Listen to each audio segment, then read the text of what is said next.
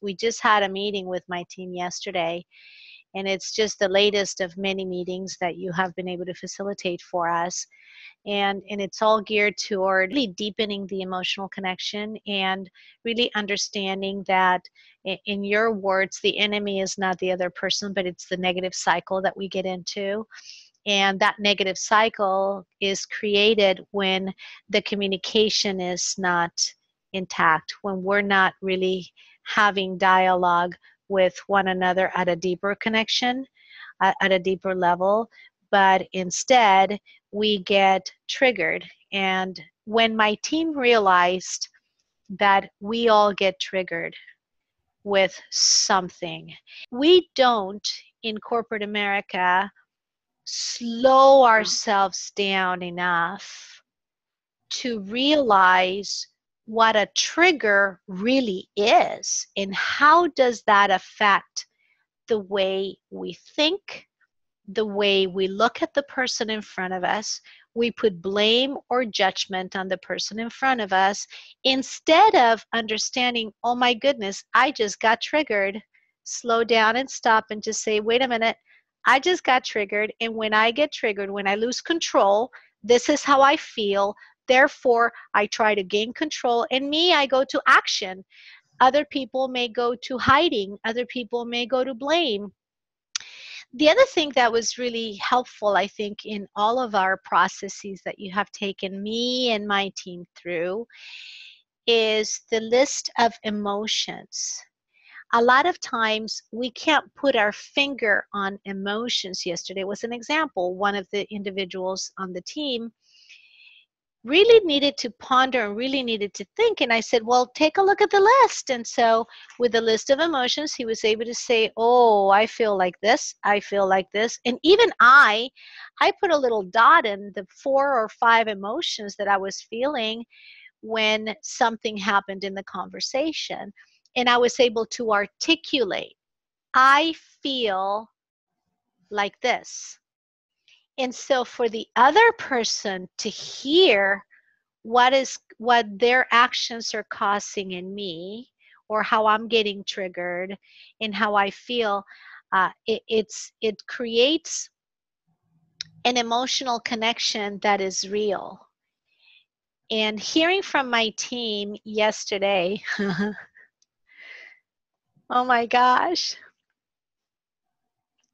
I've been pondering on this all night last night and all morning this morning, because it's like a coach's dream to hear your team talk about what you have done for them as a leader and how that has spilled over to their relationships with their employees, with their clients, and most importantly, or just as importantly, with their family members, and how they're having deeper connections and deeper conversations with their family members.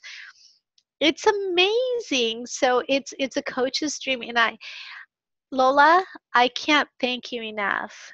You have given us a way to communicate with one another. I thought I had a really high EQ before. I've tested off the charts. And I thought, well, I may not need so much, but our one-on-ones and what you have done for my team has been completely invaluable. As soon as you left, I said, okay, let's take a little break, breathe it in, and internalize what's happened. And then we came together and we said, okay, this is what we need to do. We have an hour and a half to get it done. Normally it would take about 4 hours, but we're going to get this done. We finished in record time, but we were laser-like focused, and we were united by getting emotionally connected the way we did. We knew that we had each other's back. We didn't have to second guess. If somebody said, no, I want it this way, it would have been really easy for somebody else to say, well, why do you want it that way? Don't you understand where I'm coming from? They all understood where everybody came from. And so because all of that noise was taken away by having the emotional connection with each other, we were able to only focus on the task at hand and getting it done. I didn't have to maneuver through, oh my gosh, I have to worry that this person is going to feel like this other person did something that's going to hurt their feelings or their ego. By getting all of that noise completely out of the way, then all of a sudden the only thing you're dealing with is exactly the task at hand. So you just get it done in record time. That's what happened. If I had to give one of the best pieces of advice to leaders, to executives in every field, I would say, run to the phone and call you. And really, whether it's a board that needs to, a board member. I just had one of my key partners in the company just left my office, and she left saying, you know what, we're going to make a difference. You and I are going to make some changes together. We're going to lock arms. And it was a wonderful meeting. And being able to create that emotional connection with someone and be real, because for me, it's all about values. It's all about authenticity, and it's all about showing up and not believing, the lie of the business card. I am not my business card. I keep them in my office, and I don't even take them anywhere because I'm not that business card. The title means nothing to me. What I am is who I am and what I come and bring to the table. And you've been able to give me the tools to be able to articulate that and to break down the barriers. So thank you from the bottom of my heart for the journey. It's a journey. We're not done. And I get that. So it's always a journey because we're ever evolving. But what happened yesterday was beyond belief. Thank you so much. Feeling very blessed to be leading a team like this that is comfortable in being vulnerable with one another and just showing up and standing for each other and making decisions together and really trusting each other that we all have each other's back.